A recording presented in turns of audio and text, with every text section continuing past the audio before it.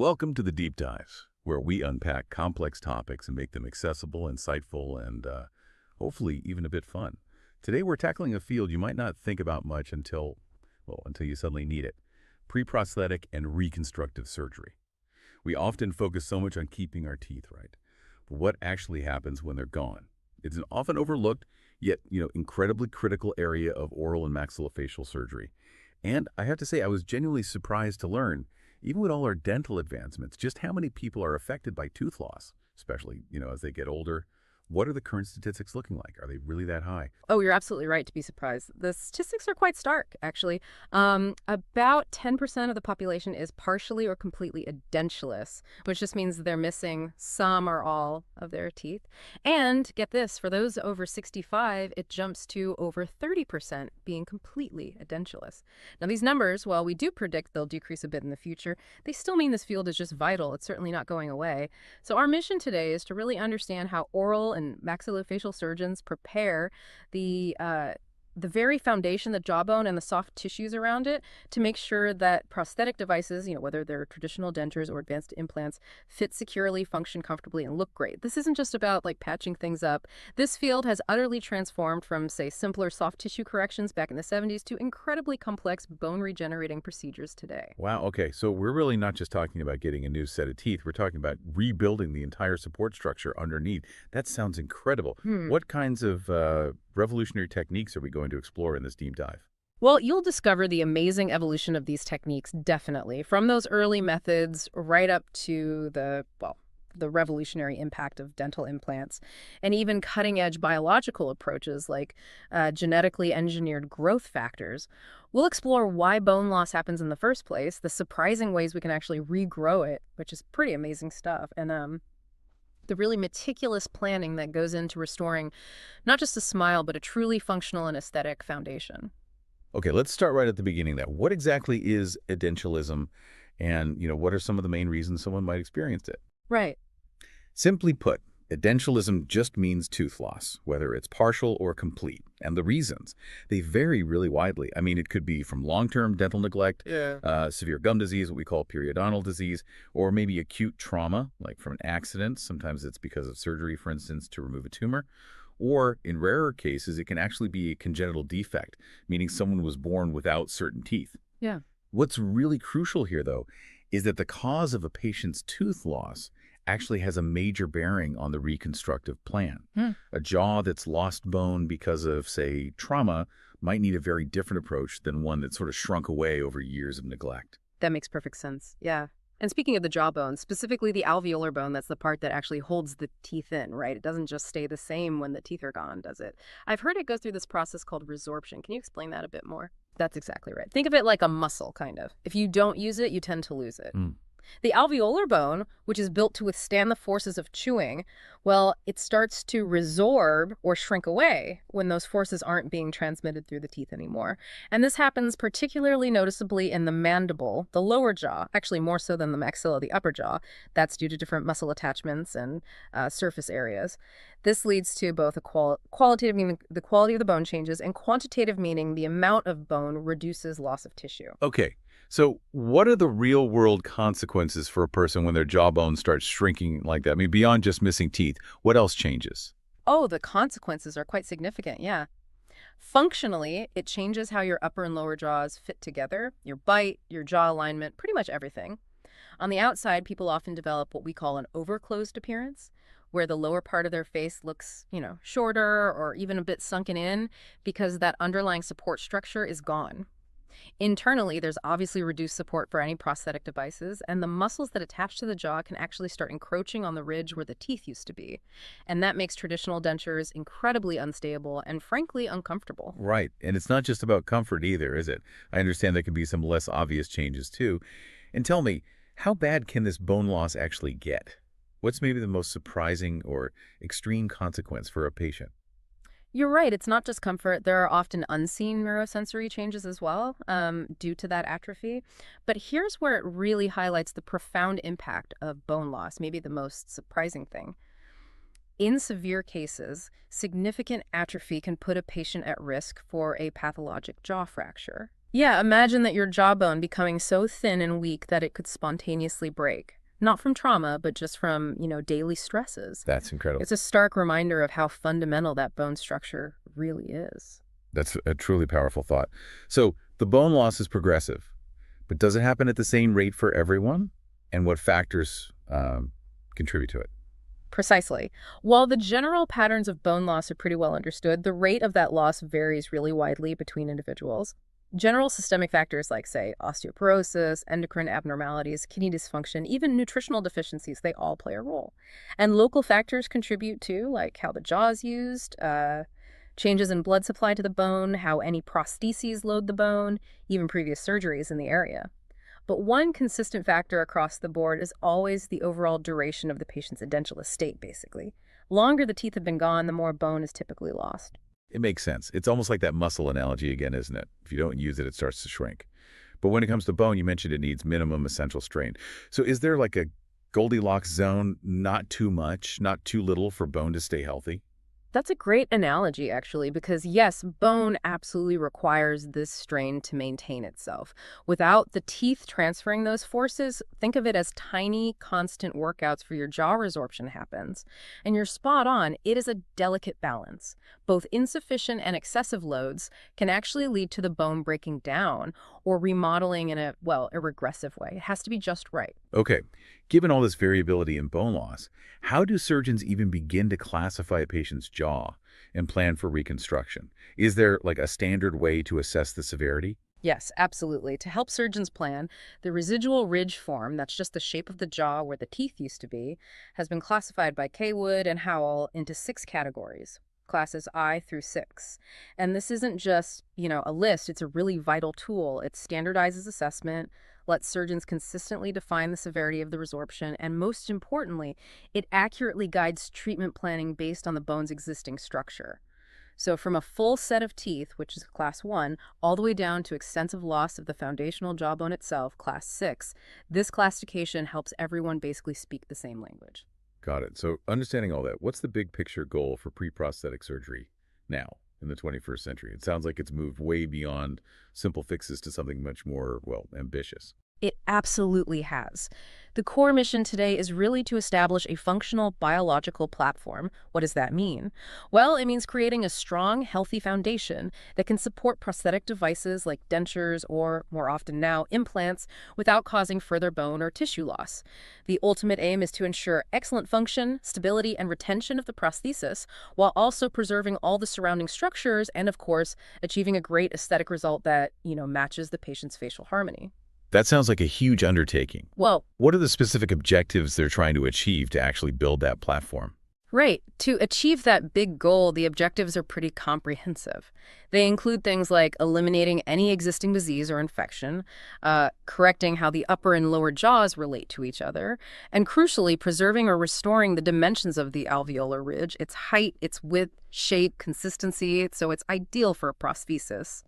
It also involves ensuring proper gum tissue coverage over the load-bearing areas, removing any problematic bony bumps or undercuts that might interfere, establishing proper depth for the space between the cheek and gums, the vestibule, and ultimately preparing the ridge for implant placement. And all of that while satisfying facial aesthetics, speech, and of course the ability to chew comfortably. Okay, so how do surgeons go about diagnosing and planning for all of this? I imagine it's a pretty thorough process. Oh, definitely. It always starts with a deep dive into the patient themselves. They'll ask about your chief complaint, your concerns, your past medical history, and critically, your functional, cognitive, and physical ability to actually participate in the whole plan. And what are your desired restorative goals? Because here's an interesting point. The actual physical size of a bone defect doesn't always correlate with how debilitated a patient feels. Yeah, someone missing, say, a single front tooth might feel far more compromised than a fully edentulous patient who's maybe adapted over many, many years. Understanding that personal impact is absolutely key. That's a really insightful point about patient perception. Okay, so after talking to the patient, what's next in the diagnostic journey? Physical exams. Exactly. The physical examination then involves meticulously evaluating both the hard and soft tissues, looking at the existing jaw contour, the soft tissue attachments, and identifying not just visible issues, but often occult or hidden bony abnormalities.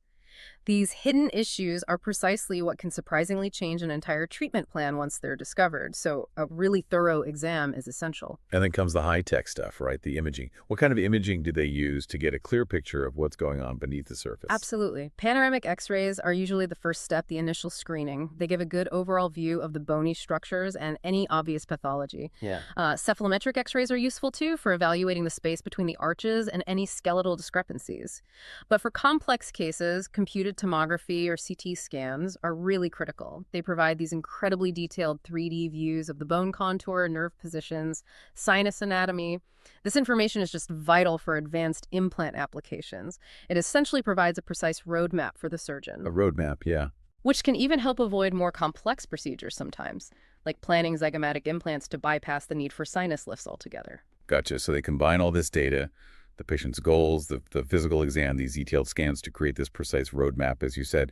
How does that then translate into the actual treatment plan?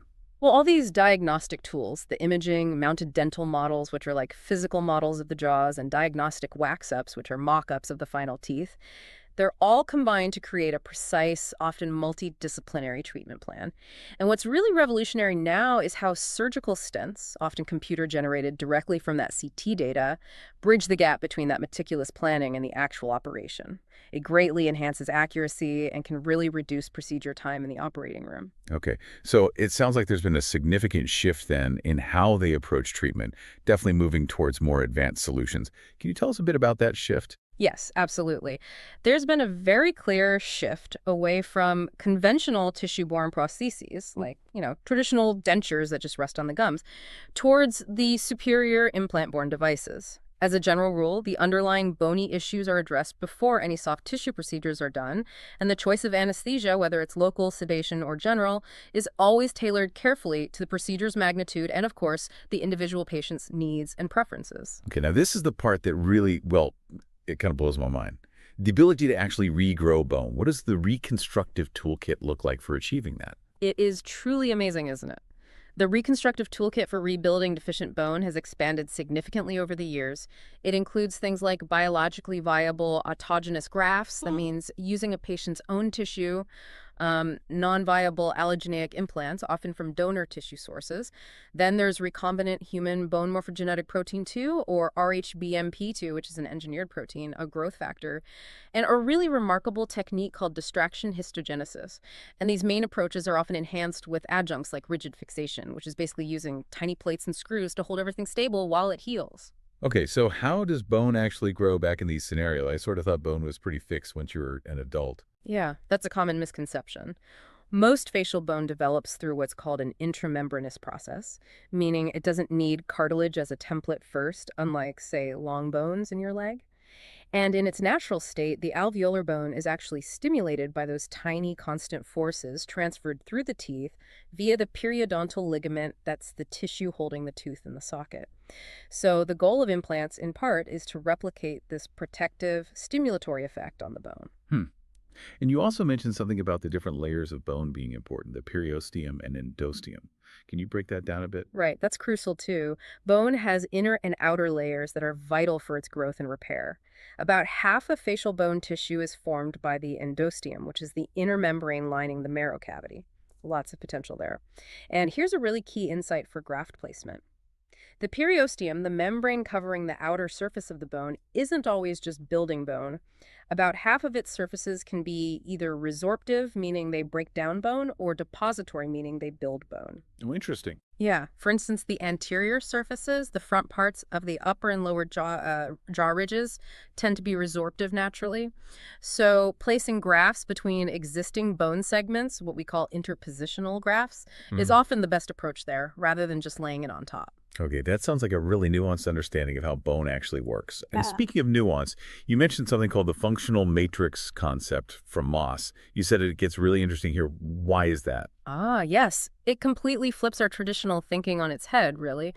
For a long time, we intuitively thought bone was the architect of its own growth, right?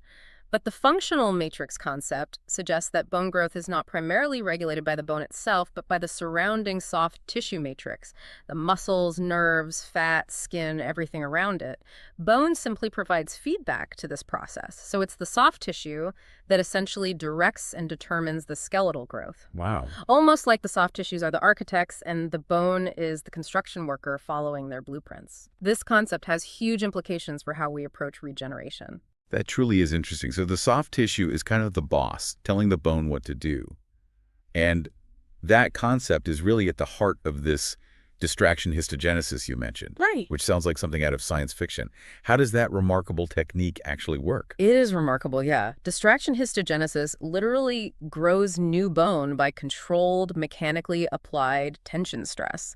It's based on Elizarov's theory, developed back in the late 80s, which basically says that this tension stress effect allows bone and soft tissue to regenerate in a controlled, reliable, and reproducible way.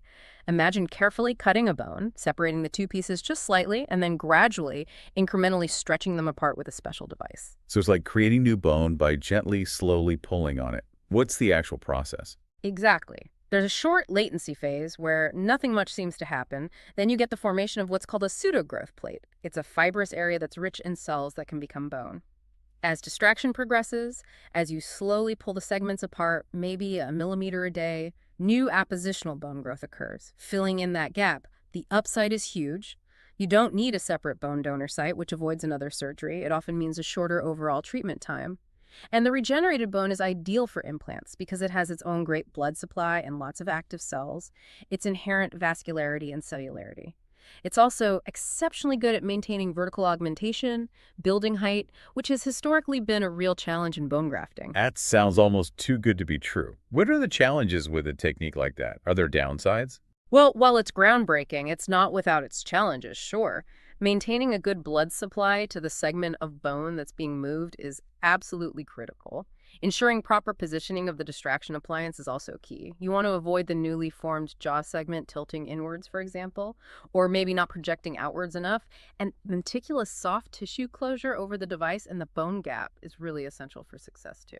Okay. Moving on to bone grafts more traditionally, I understand using a patient's own bone is often considered the gold standard. Can you explain why that is? You're right. Autogenous grafts using bone from the patient's own body, maybe from the maxilla, mandible, cranium, hip, or even a rib, are definitely considered the gold standard. The reason is pretty simple. There's no risk of immune rejection because it's your own tissue, and importantly, it contains living cells that actively participate in the healing process. These grafts undergo a really neat two-phase healing process. First, sphetal stem cells differentiate into bone-building cells called osteoblasts, and they form new bone. Then later, bone-resorbing cells, osteoclasts, remove some of the old graft bone, which surprisingly exposes natural bone morphogenetic proteins, BMPs, that are trapped inside. And these BMPs then stimulate even more new bone formation. It's a fantastic biological process. Oh, well. This results in vascular, osteocyte-rich bone full of living cells and blood vessels, which is truly ideal for placing implants into. So your own bone is the best, but what if there isn't enough available? Or maybe it's just not feasible to take it from another site. Are there other materials surgeons can use to build up that bone? Absolutely, yeah. We have a whole arsenal of materials these days. You can think of it in broad categories.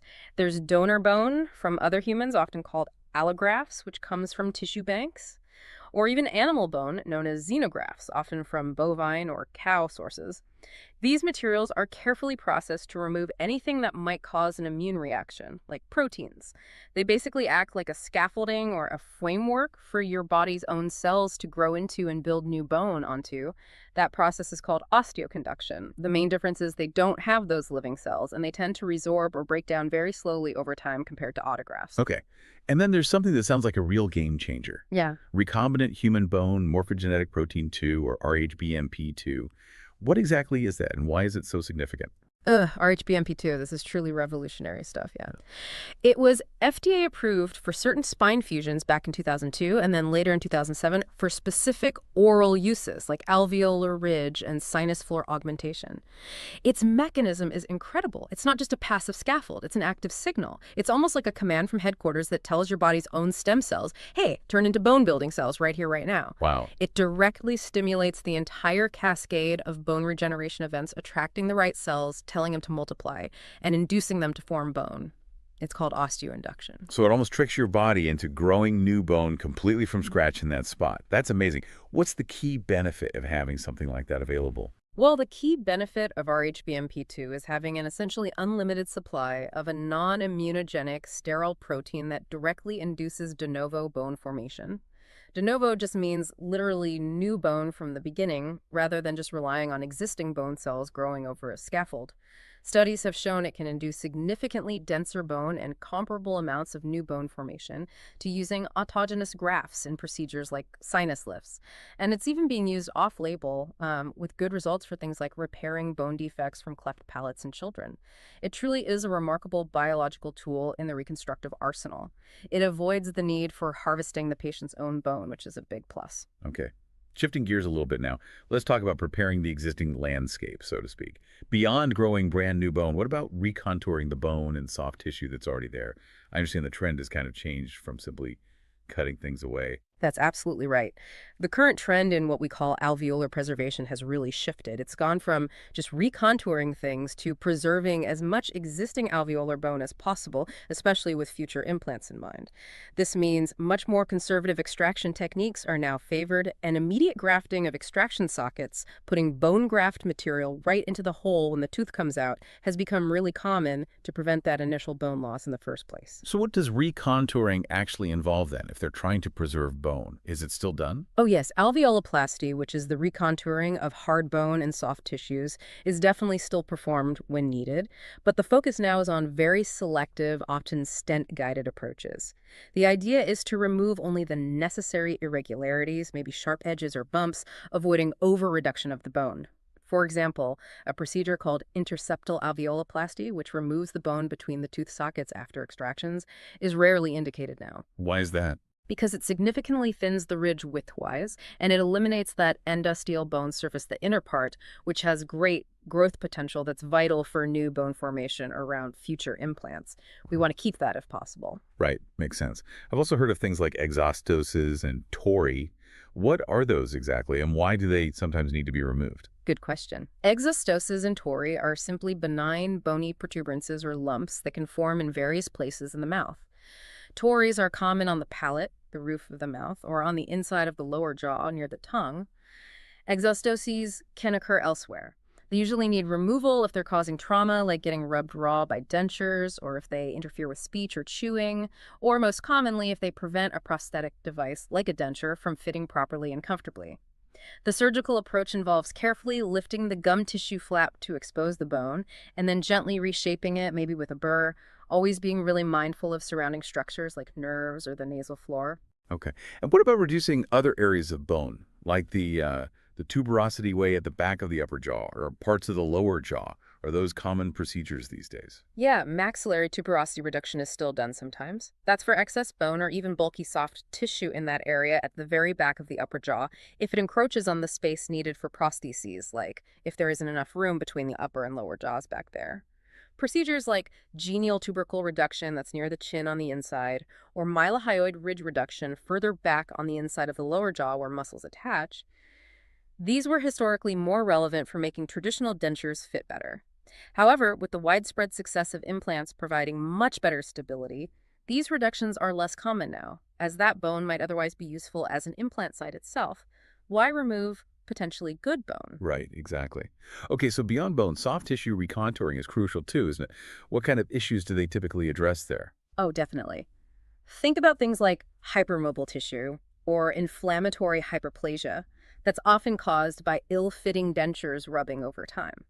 It can create mobile, floppy tissue that the denture slips around on, or sometimes fibrous overgrowths, almost like bumps or folds of tissue.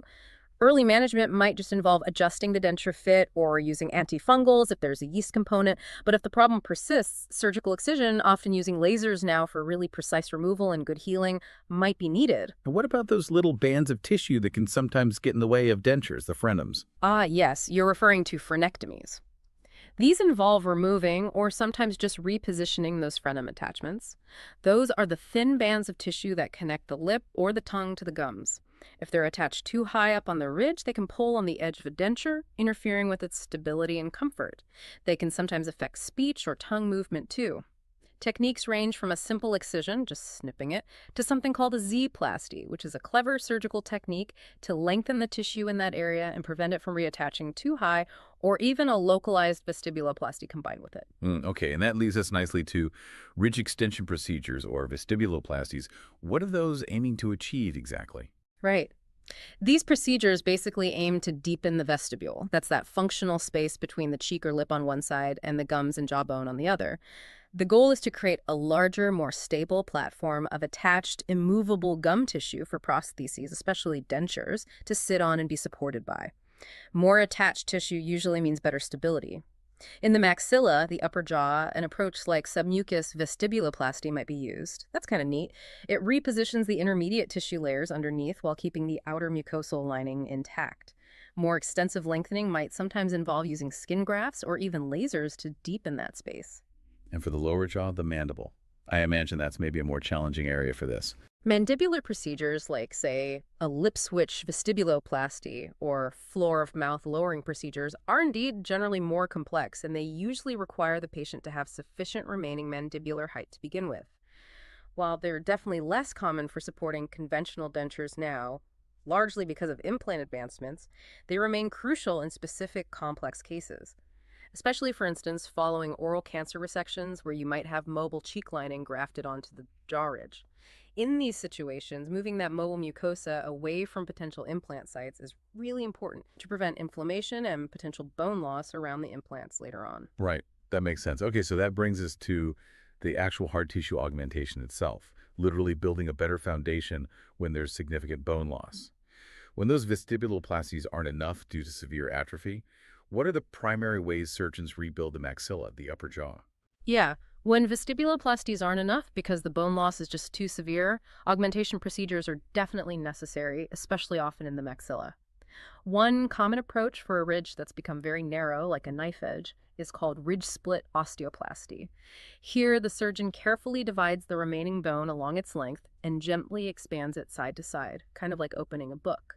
This restores that crucial inner endosteal bone component and creates enough width to allow for dental implants to be placed, often at the same time. Okay, and what if they need to build up the height of the maxilla, not just the width? For vertical augmentation, building height, often onlay grafts are used. These are typically blocks of the patient's own bone, maybe harvested from the hip bone, the iliac crest, meticulously shaped, and then attached securely to the existing jawbone with tiny screws.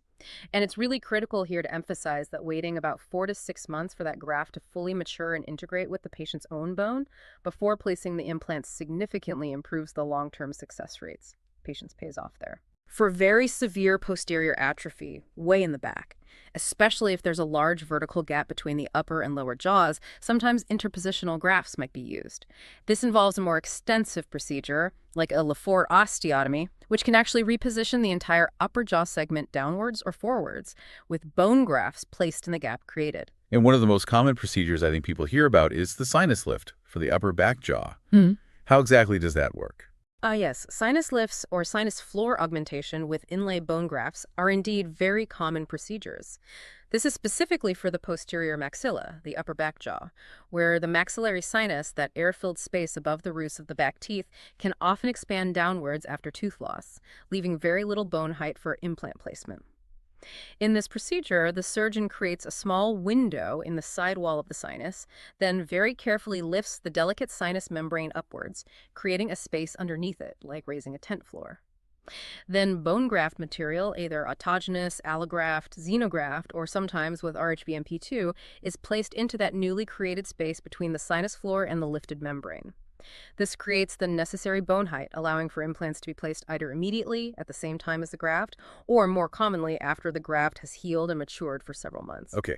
Now, what about the mandible, the lower jaw? It sounds like rebuilding that could be particularly challenging, maybe the most challenging area. Mandibular augmentation, is often considered the most challenging area, particularly when dealing with severe atrophy. And that risk of pathologic fracture we mentioned earlier is a major concern there. But thankfully, advancements in things like rigid fixation techniques, carefully timing the implant placement relative to the grafting, using guided tissue regeneration membranes, and now the use of RHBMP2, all these have significantly boosted success rates for these really complex cases compared to, say, 20 or 30 years ago. Are there any specific techniques that are particularly effective for a severely atrophic, really thin lower jaw? Yes. One specific and highly effective technique that's been developed for the severely atrophic mandible is called inferior border augmentation. This often uses a carefully shaped piece of cadaveric mandible, believe it or not, almost like a preformed tray, which is then filled with the patient's own autogenous bone chips, usually harvested from the hip. This composite graft is then rigidly fixed, screwed onto the bottom edge, the inferior border, of the patient's native mandible. This procedure actually boasts very low resorption rates over time and relatively minimal complications, providing excellent stabilization and bone volume for implants. Older techniques for mandibular augmentation, things like visor osteotomies or sandwich-osteotomies, you might hear about them, but they're generally less frequently used now, precisely because contemporary implant-supported prostheses offer superior, more predictable outcomes with fewer complications than those older, more complex procedures. This has been an absolutely incredible deep dive into a truly transformative field. Thank you. Yeah. What's the main takeaway, would you say, for our listener about pre-prosthetic and reconstructive surgery in the modern era? What's the big picture? I think the main takeaway is that this entire field has been fundamentally reshaped, really revolutionized by dental implant technology, by techniques like guided tissue regeneration, and by these advanced biomaterials, especially the genetically engineered growth factors like RHBMP2. The focus today is overwhelmingly on creating the ideal biological environment, the best possible foundation for stable, functional, and aesthetic implant-supported prostheses. It's really moved from just trying to make dentures fit a bit better to truly rebuilding the lost structures for long-term health and function with implants. It's truly incredible how far this field has come.